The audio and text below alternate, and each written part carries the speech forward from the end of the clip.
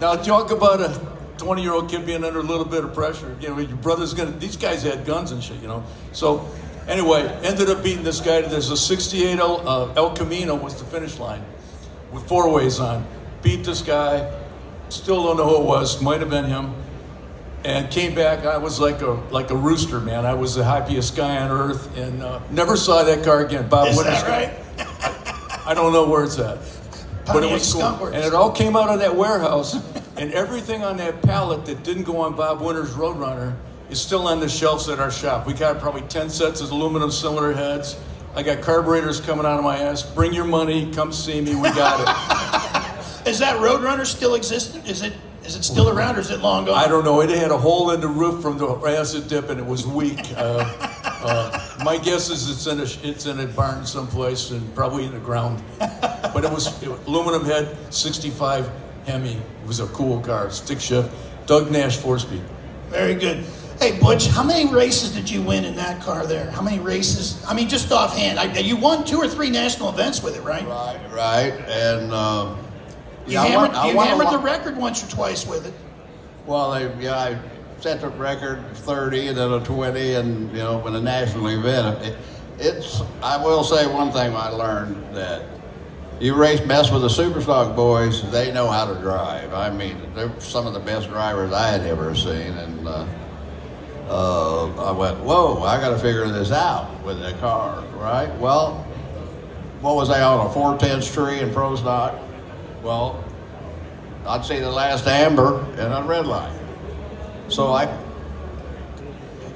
didn't torsion bar, the strut bar in the front, I cut it in 2, and left and right hand dress, and I moved one wheel forward, one wheel back, and I'd keep messing with it till I could do it, where I'd really knock a tree down, and away I went. Does everybody who's a Chrysler guy understand how that works, to offset the front wheels just by a small amount, so when you launch the car, one wheel actually stays closer to the beam so it doesn't red light, and that way you got a little bit of variance. You can't do much to it, but just a little bit. But that's what he was saying. Well, it gives it a little more rollout. Yeah, a little more rollout from the Christmas tree. There's an advantage and a disadvantage to that. No red lights, but it'll show you that you're going a little quicker than you are, because you're in the beam longer, and you got to allow for that.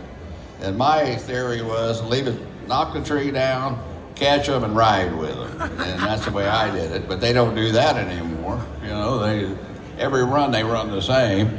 I was lucky to run the same, and well, anyway, it worked, and for me, and the car is so great. It just it's hard to explain, and not very often a person can get a car new, unload it, and go faster than lightning. And it just doesn't work that way. And most of the time, you pick up, as a year goes by, you'll pick up a little, and with the car, and this thing started right off the stop. I've had 2 cars in my life, and I have a lot of cars that unloaded it, and it just flew.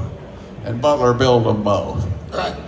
And I guess you learn a lot about stuff, and I love the engines. I love the Hemi just talked to me, and you got every time this car went to a national event, I had to have a head off. Right. That wasn't fun, but. But how about the magnet on the titanium? Were you getting that? Oh, no, I don't know about that. And, I wasn't mentioning any of that. Well, here's a really nice story about this car. I had friends in the tech. Well, you got to go to the tech, and they, as you know, they knew those cars were underweight, shipping weight. They all were. Right. So they'd ask me, Butch, where's the weight? And I tell them, I said, don't look there. Do not look there. They pull the gas tank down, the tail lights out. If it was in the tail lights, I said, don't look at the tail lights. And but 3,400. What the cars weigh originally? Do you remember? They were way under 30. That 3,400 was 3,420 was legal. That was they were legal. lighter than that. Yeah, they were. Eventually we got to take the damn tailpipes and mufflers off of them. Right. That was a great thing, and that saved quite a bit of weight. I don't know where Elliot's at, but I got to tell you that talking about tech, because we always were slow getting through tech. Your cars, our cars, because everybody was thinking that there was something wrong with them. I got a letter here that Jim Dale, who was the tech inspector for NHRA in 1975, when I was with my Superstock A car that my brother had really gone over the edge a little bit with. And I went through tech, and they wrote a letter here, and I just found this. I'm so proud of it. I have to share it with you, because my brother's briefcase, my brother passed away here a month ago. This briefcase was in his office, and we thought it was going to be going in a dumpster. We didn't know what was in it. This letter was in it, and I just found it.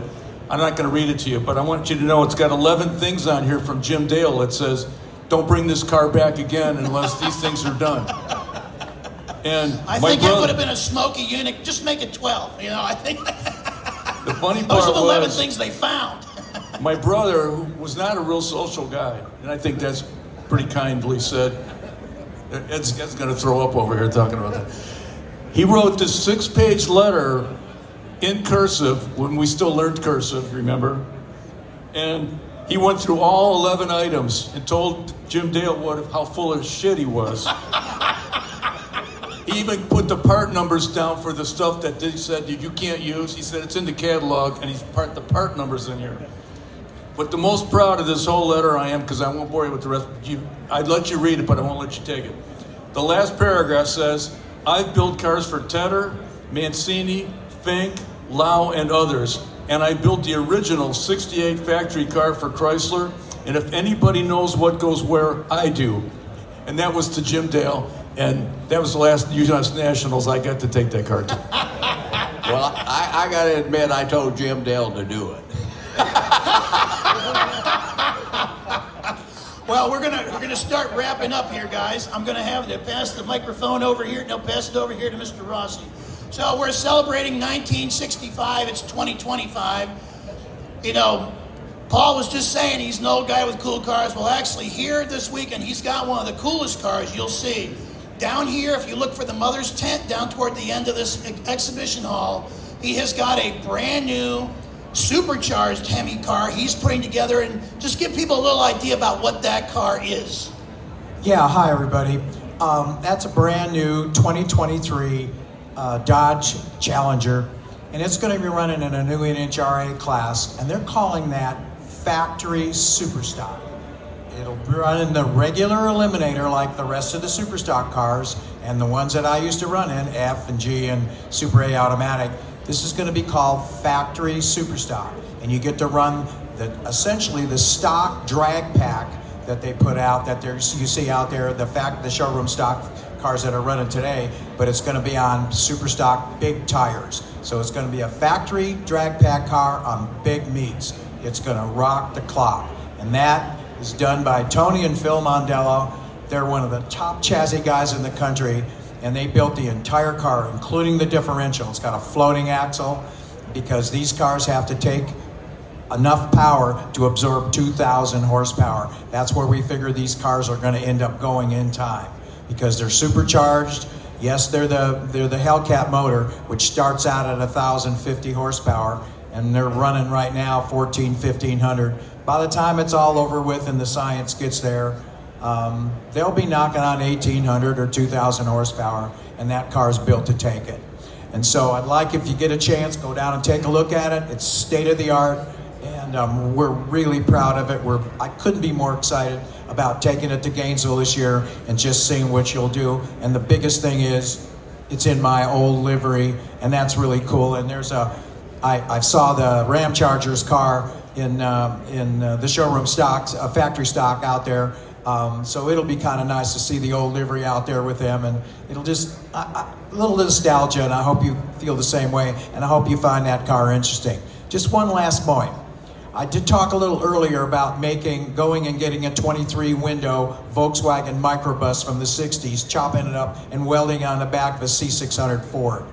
I was noted one time that, Paul, yeah, that microbus that you cut up is worth more than the car you had on the back.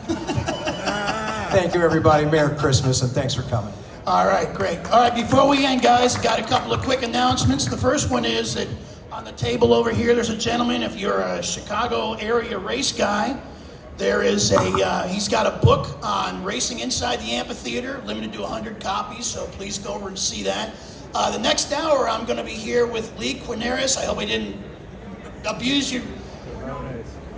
Quinones. Okay, anyway, I spent a lot of time in here last night shooting photographs. If you see that black Dodge Corvette that looks like it's on a spill on the floor, take a look and look at it. I'm serious. I mean, this is a gentleman who is a world-renowned artist. He started out in the streets of Brooklyn, but what he did with the wrap he put on the floor and where he placed the car and the art around the bottom of it, it will fascinate you. So just make sure you spend a couple of minutes looking at that, and he'll be up here at noon and we'll talk to him. But again, let's give a round of appreciation to our legends of the A990 Heritage. And thanks again, guys, for being here.